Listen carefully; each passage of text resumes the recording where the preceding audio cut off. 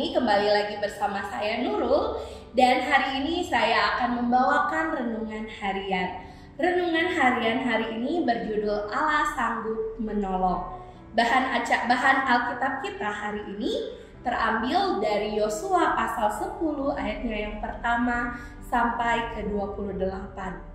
Bacaan hari ini mengisahkan tentang orang-orang Gibeon yang mendatangi Yosua dan meminta pertolongan kepada Yosua karena pada saat itu mereka menghadapi krisis, menghadapi masalah karena kota mereka dikepung oleh 5 orang raja dari 5 tempat.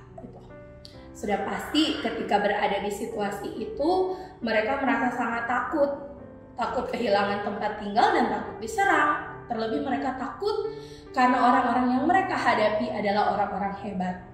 Saat mereka berada di situasi itu, mereka meminta pertolongan kepada Yosua.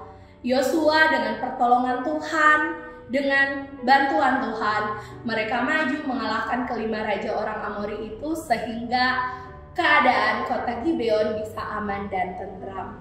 Nah, bacaan hari ini, renungan hari ini mau mengajarkan kepada kita beberapa hal. Yang pertama yang bisa kita pelajari dari renungan hari ini, dari firman Tuhan hari ini ada 3. Yaitu kita belajar bahwa meminta pertolongan itu adalah hal yang wajar. Meminta pertolongan saat kita butuh ditolong, saat kita tidak sanggup untuk berdiri sendiri, bukanlah suatu masalah. Dari firman hari ini kita diingatkan, meminta pertolongan itu baik sebenarnya. Meminta pertolongan khususnya pada orang yang tepat. Yang kedua yang kita pelajari adalah tentang Tuhan menolong. Ingatlah di saat kita berada dalam keadaan terpuruk, saat kita merasa terlalu lelah, kita punya Tuhan yang selalu menolong kita dengan caranya yang luar biasa. Melalui bacaan hari ini juga kita belajar tentang kemahakuasaan Tuhan. Kemahakuasaan Tuhan yang terlihat melalui Yosua dan orang-orang Israel yang datang membantu orang-orang Gibeon untuk mengalahkan kelima raja dengan pasukannya. Renungan hari ini, apa sih yang bisa menjadi relevansinya bagi kita?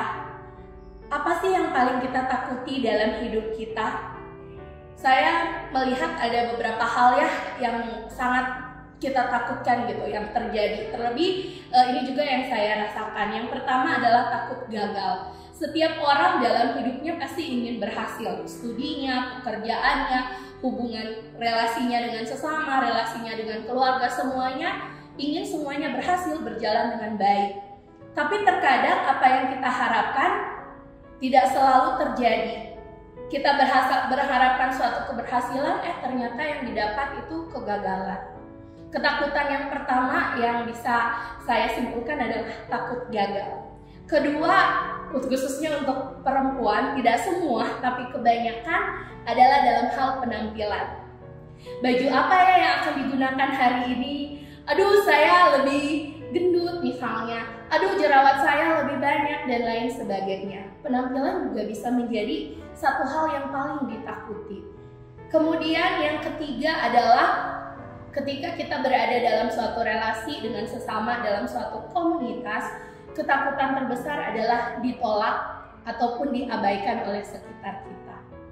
Hal ini tidak hanya menimpa orang dewasa ya, bahkan mungkin anak-anak, remaja, pemuda, semua juga merasakan ini sebagai suatu ketakutan, ditolak maupun diabaikan.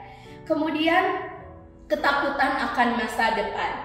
Semua orang tentunya berharap punya masa depan yang cerah ceria, masa depan yang gemerlap, yang cemerlang. Tapi terkadang di saat ini kita merasa, aduh takut banget, gimana ya kehidupan kita di masa depan. Nah, itu termasuk ketakutan. Lalu yang paling besar adalah rasa takut akan kehilangan.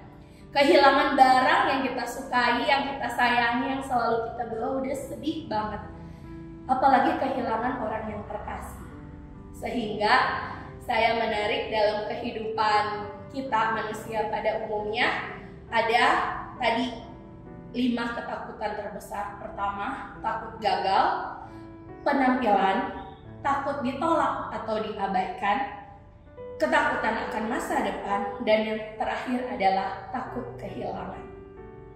Berkaca dari firman Tuhan hari ini, dari renungan hari ini, dari bacaan hari ini, apa sih yang bisa kita lakukan untuk menghadapi rasa takut akan hal yang tadi, 5 hal yang tadi?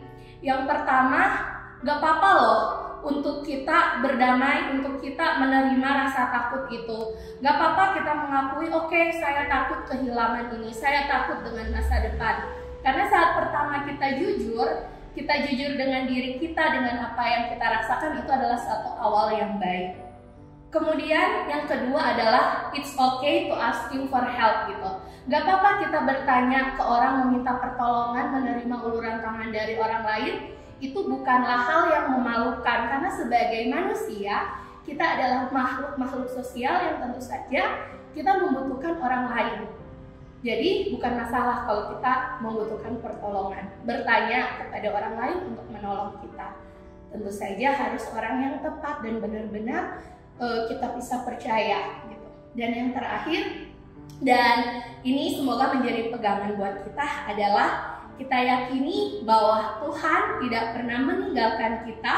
Tuhan selalu menolong kita dengan berbagai cara. Sehingga ketika kita menjalani hari-hari hidup kita, yang tentu saja hari-hari hidup ini seperti penuh misteri. Kita nggak tahu apa yang akan terjadi, belum lagi ketakutan-ketakutan kita yang datang silih berganti seakan tak ada habis-habisnya. Tapi melalui firman Tuhan hari ini kita diingatkan bahwa kita punya Tuhan yang selalu bersama-sama dengan kita dan tidak pernah meninggalkan kita. Amin. Mari kita berdoa. Bapa yang baik, kami bersyukur buat firman-Mu hari ini. Terima kasih Engkau sudah mengingatkan kami Tuhan, bahwa ketika kami memiliki rasa takut itu bukanlah suatu masalah. Karena sebagai manusia wajar jika kami mengalami ketakutan-ketakutan. Rasa takut ditolak, diabaikan, rasa takut kehilangan, kecemasan akan masa depan.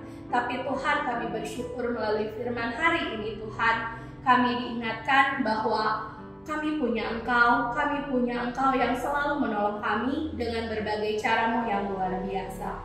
Terima kasih Tuhan.